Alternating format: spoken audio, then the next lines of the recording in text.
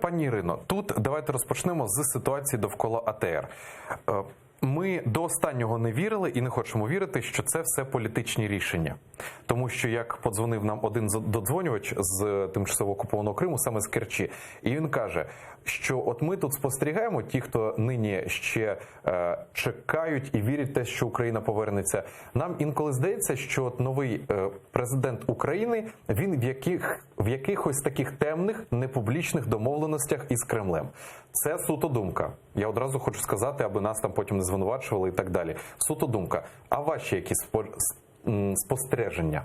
Ну, я розділю ваше питання на два. Перше, європейська солідарність, не тільки наш шановний колега, найшанованіший Мустафа Джемілєв, а наша партія, наша фракція, ми висловлюємо слова повної підтримки телеканалу АТР.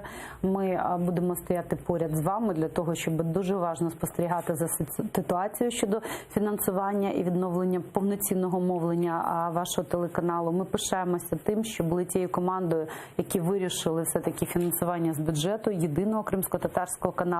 І ми вважаємо, що це велика справа і честь для держави підтримати мовника, який говорить так само і на окупований Крим, і такий посилає дуже важливий сигнал з центру, що ми разом, ми боремося за ці території, і також сигнал підтримки кримсько-татарському народу.